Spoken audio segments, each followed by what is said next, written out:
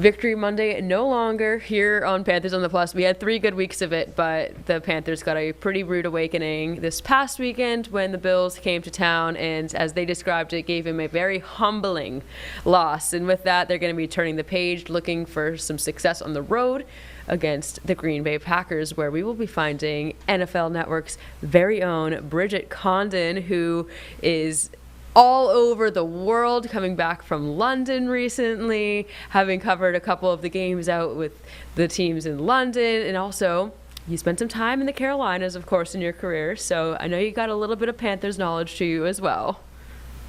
You know what's crazy is the fact that just the funny thing about life, right? Like, we are doing this show together and we had planned this for weeks that we were going to do it on this Monday.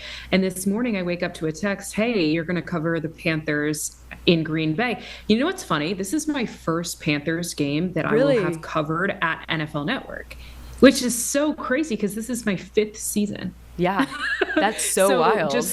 I know it's wild, and the timing of this show as well, but I'm so excited. When I got the text, I just started texting all my people from North Carolina. Where are you? Let's get dinner. Let's meet up. Let's tell me about the team. Obviously, I follow all 32 teams being with NFL Network, but having the opportunity to cover the Panthers this weekend is kind of nostalgic, and I'm really excited. And on a personal level, I have to also just say that Bridget has been someone who I have looked up to for so long, because we have, I feel like, followed kind of a similar career trajectory, both from the Boston area, both starting at CBS 19 in Charlottesville, Virginia as our first TV market. CBS Shout 19. out there. And then obviously, I mean, you starting then going to a station in the Carolinas. So maybe NFL it's a great Network path. if you want I mean, you're going to be Daniel Stein, NFL Network, coming to a screen near you soon. But you love where you are now, which is great. I'm super happy here. It's been a lot of fun this season to be covering the Panthers, especially just after it's been years of a little bit of disappointment, and it seems like there's some hope and resurgence coming back into this team, and there's some good life. Of course, this past weekend was a little bit of a step back, but this is a team that did that already once this year. We can go back to the Patriots game with this Panthers team that they really looked to as a jolt that woke them up a little bit of, whoa, this was a beatdown. And here we are with another beatdown from another AFC East team, and then they went on a 3-game win streak. So do you feel like a loss like this to the Bills could, wake the Panthers back up to getting to a level that they would like to be at? Absolutely. And I don't think it's necessarily that they need to be woken up. We actually talked with some Panthers players this week on the Insiders. And one of the stories that was really fascinating to me was that Derek Brown hadn't allowed the guys to have a victory Monday. Despite being on a 3-game win streak, he said, we haven't earned it yet. So they were still where, for people who are listening that maybe aren't familiar with a victory Monday, most NFL teams, if you win on Sunday, you kind of have a chill Monday. You don't have to go into the facility a lot of times, or you're watching tape at home. But for the Panthers, they all were still going. They were working out. They were getting together. They were having meetings because they felt like they still weren't at that place that they wanted to be at. So I don't think that there is any doubt in their minds that they are focused, right? Like, they know that they're not the team they want to be yet. I don't think it's a matter of, okay, guys, rah, rah, let's kumbaya, let's get together and let's win again. I think it's just a lack of, one, you're facing a Bills team who had lost 2 in a row. Okay, you think of Josh Allen and the Buffalo Bills. That is a premier team in the NFL right now. And for them to have lost 2 in a row, they were coming out with a vengeance, right? Like, they were going to give everything they had to this Panthers team. And we saw it. James Cook over 200 yards on the ground. Insane. But that pieced up with Bryce Young, your leader, your quarterback, the guy who has been doing it for you this year, and then Andy Dalton making his first start of the season. It's not like this was, second, third game under his belt. So all those things compiled, and then the injuries to the offensive line, it just felt like a horrible disaster. It feels a little bit different than that game we saw in the beginning of the season, as you mentioned, to the Patriots. So I don't think this is a wake-up call. I think it's more, it's just going to really motivate guys. Like, okay, how can we be better? And that's not necessarily an emotional. I think it's a physical and needing actual healthy players. I think it was, I was reading one of the articles on Panthers.com, and I think only 3 starters played all 61 snaps. I mean, when that's the case, what else can you do? A lot of it is injury. It was that whole like insult to injury. It was just adding on. And when we were just watching it from the press box and you're seeing number 1, number 2, number 3 offensive linemen going down. And of course, Brady Christensen, that last one that happened where he got carted off and they ended up saying it was a ruptured Achilles, that he's going to take him out. That's the worst, one of the worst injuries. And we saw a couple across the NFL yesterday that just really make you so sad. But I was talking about this with a fellow reporter. When it's an offensive lineman, especially this Panthers group who had so much pride in keeping this unit together from last year to this year, and that carryover with that bond that they're, again, literally in the trenches together. And now 5 of them, of their 9, are pretty much injured. Of those guys who are back from last year, there were 9 of them, and 5 of them now are hurt in some capacity. We don't know, of course, statuses on a few of them. Taylor Moton and Cade Mays specifically both got hurt in that game, but Dave Canales did not give an update on them on this Monday. But still, Robert Hunt is out. Austin Corbett's been in and out of the lineup. Damian Lewis missed the last game with an injury. So it's just it's such a tough thing to see an O-line go down. And that's going to affect everything on the offense. Yeah, you could see it in their run game too yesterday, and just not being able to get the offense going at all. And it's funny, I remember talking to one member, I think it was Corey Lindsley, who used to play for the Chargers. I remember talking to him a couple of seasons ago, and he said, offensive line are people that you never know their name. You never know who they are, what they're doing when things are going well. When things are going bad, that's when everybody is after them. And that's such a truth. Like, the offensive line is such an important piece to what a football team does, but people don't give them credit. They don't acknowledge it until a situation like the Panthers saw on Sunday. They get injured or they make these crucial mistakes, and it completely changes a game. I mean, we were talking about the Panthers. It's funny to say one of the best teams in the league, but they had one of the best records in the league, and then their O-line was one of the best notable in the league for those 2 weeks with Rico Dowdle going for 200 plus 2. Yes. Like that was one of the stories. Was this unit was awesome, and they invested so much in their O-line to get to this point too. So no, it's so true. They really were great, like nationally recognized to be so strong.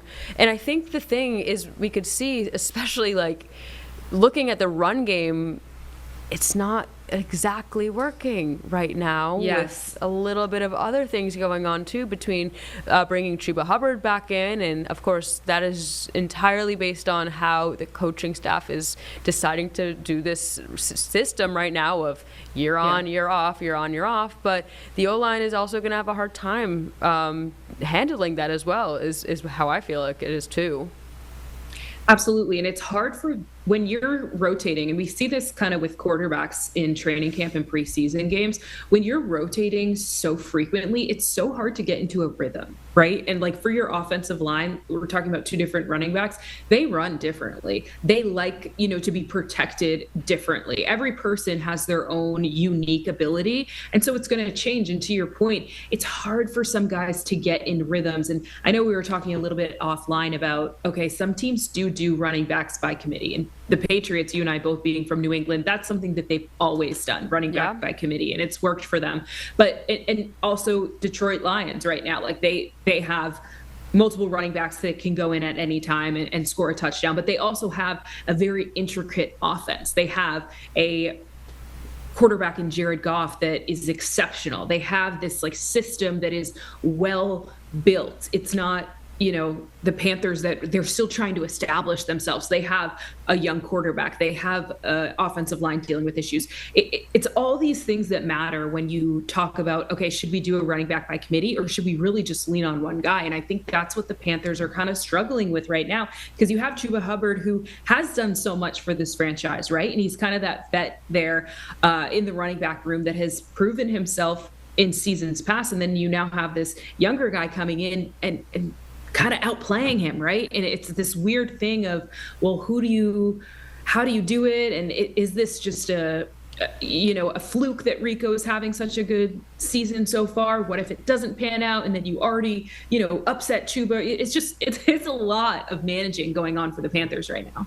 It is. And I want to continue to talk about this because there were a couple of new developments in terms of maybe how Dave Canales is viewing the situation that he just kind of revealed today, which I think a lot of people would be interested to hear this new take. But we're going to take a quick pause and we will be back in just a minute.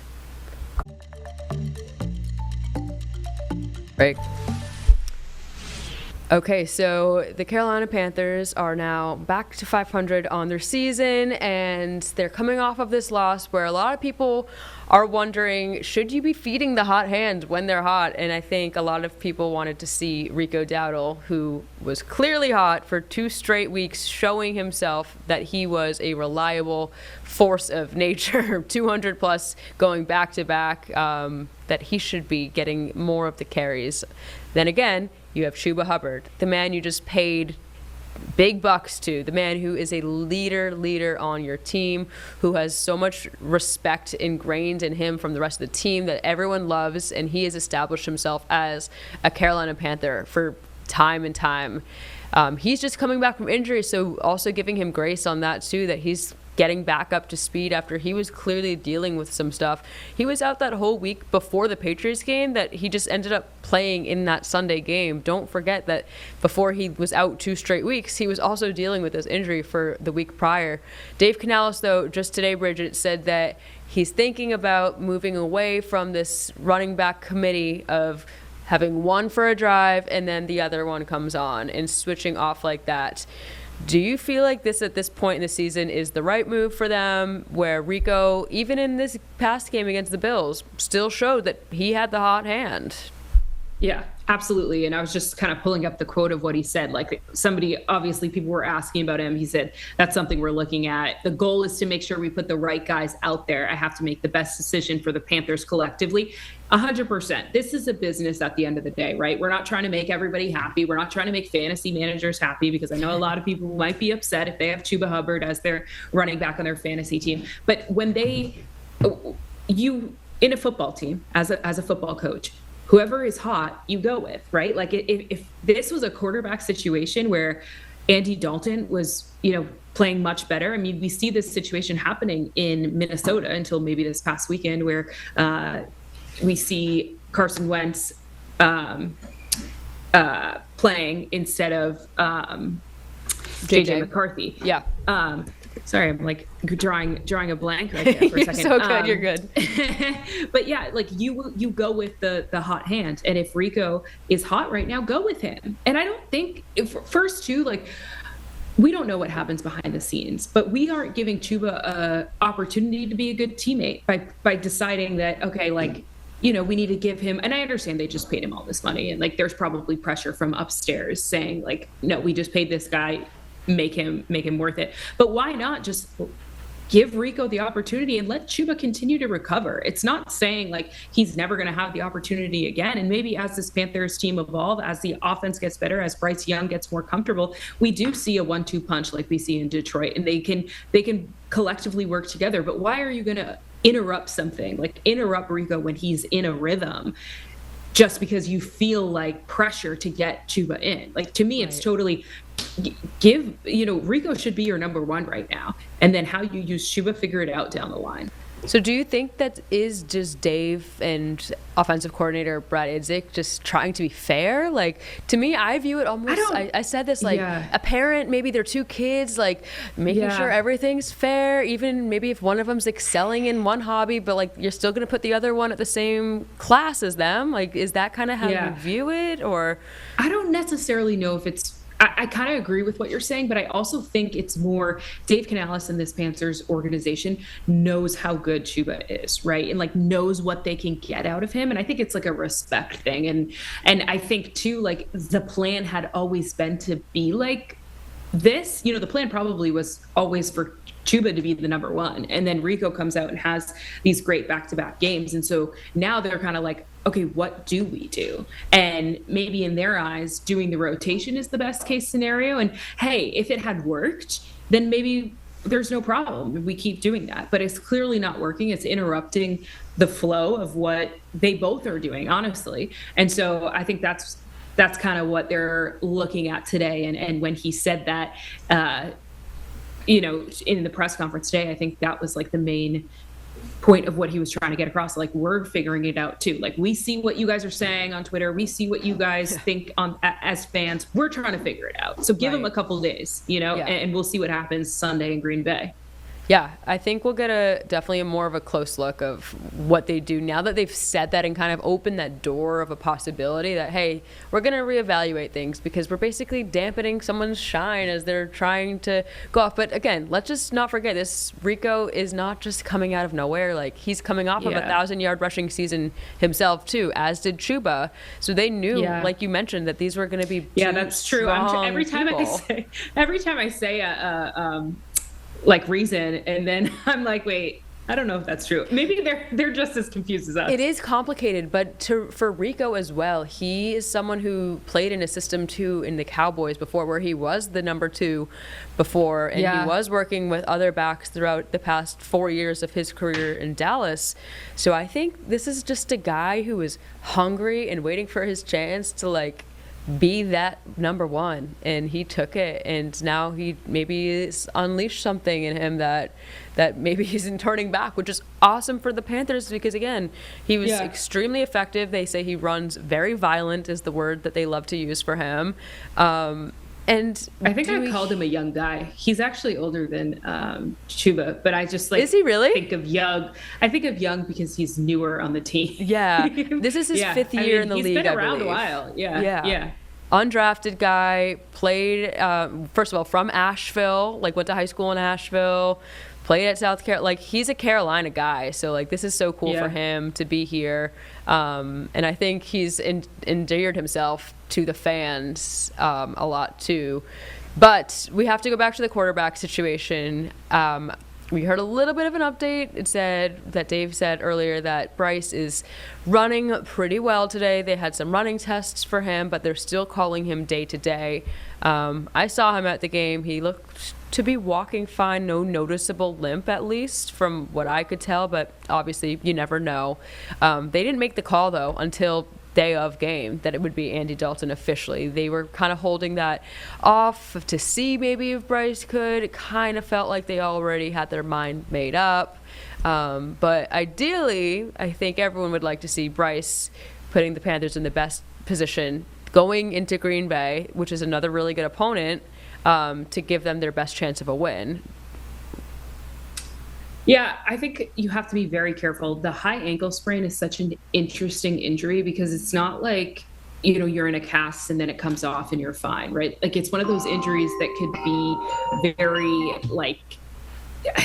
it affects everybody differently, and it could be a couple of weeks or it could be much longer. And so it's one of those things where until he runs on it, and it's even if they, for whatever reason, play him and he comes out mid-game, don't be surprised, because it's one of those things where until you really are going 100%, you don't know how much pressure you can put on it and how it's feeling. My concern with and I saw what David Canales said too, and it seems promising that he'll be back out on the practice field in some capacity on Wednesday. And that should give Panthers fans a lot of excitement, right? Because clearly he is what makes this team go. We saw that on Sunday with Andy Dalton stepping in and them only scoring 9 points. But the thing that worries me is all the injuries to the offensive line, right? And you have Bryce Young, who is your franchise quarterback. You want him here for a long time, and then you're going to throw him out there in front of an injured offensive line going up against Micah Parsons and this Green Bay pass rush that is furious.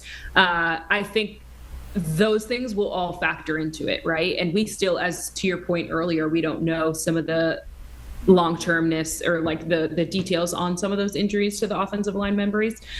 So I think it's just one of those things. We'll see how this week goes, but clearly he is a crucial part of this offense and what they do. And I know everybody wants him back out there.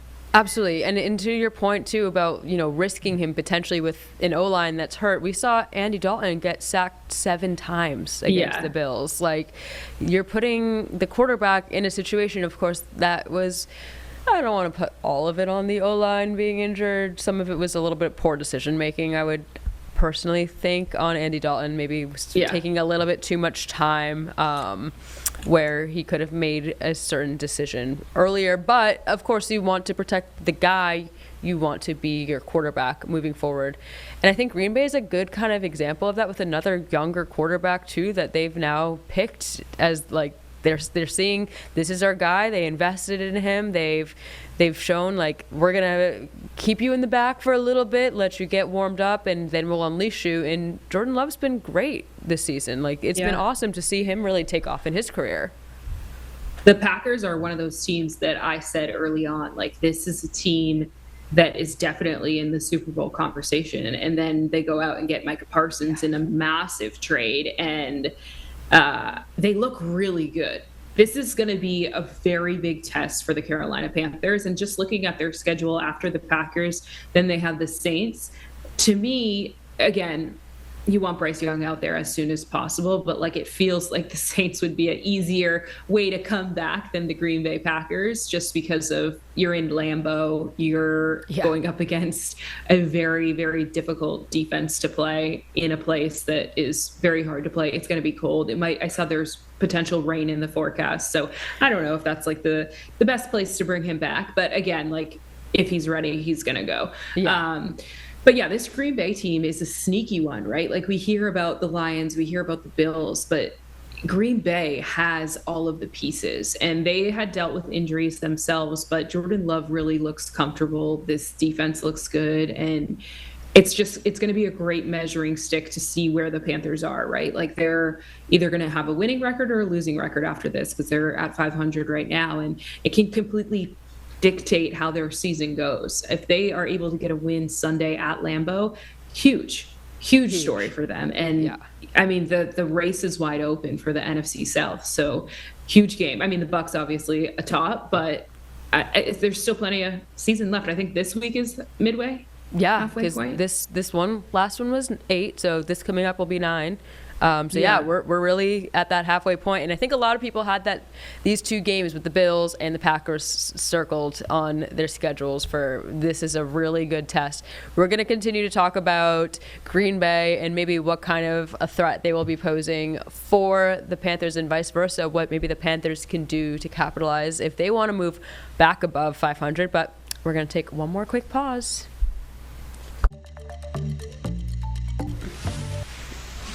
All right, so the Green Bay Packers coming off of a nice little reunion tour with Aaron Rodgers. They're 5-1-1. They got that tie against the Cowboys earlier in the season, which we all love a tie in football, right?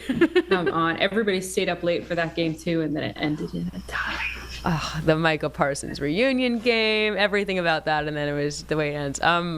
Not into those, but the Panthers, again, they knew that this would be a really good test for them when they were looking at their schedule.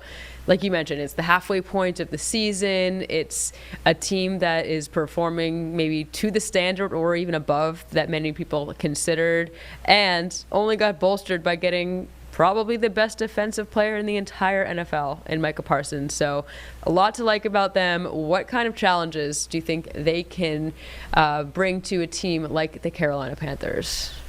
Well, definitely stopping the run. I mean, that is going to be a huge task, I imagine, at practice this week for the Panthers, is how do you get through the Packers defensive line? How do you find holes, especially, we were just talking about it with the two running backs that they're using. You're going to need to be able to run the ball just to be able to control the game more in Lambeau. It's a very difficult place to play. As you and I both know, it's going to be loud in there. It's going to be hard for Bryce Young or Andy Dalton, whoever is playing quarterback, to communicate. So being able to run the ball, set the tone, dictate your game, your flow is going to be crucial for this team. I also think you gotta get out ahead. You cannot let this Packers team score early. And I know the Panthers have done well with that, with keeping opposing teams out of the end zone in the first quarter, which keep it up.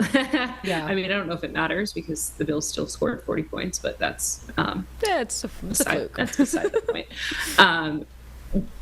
That's exactly what they have to do. They have to run the ball well, and they have to get out to an early lead so that you're not trying to come from behind, throw the ball down the field, 50 yards or whatever they have to do to try to catch up. But it's going to be a tough test. It's going to be a really, really tough test. The NFC North and just the division that the Packers play in is a tough physical division. So they are used to playing like very tough physical football, and I don't necessarily know that the NFC South has the same level of caliber. Sure. So yeah.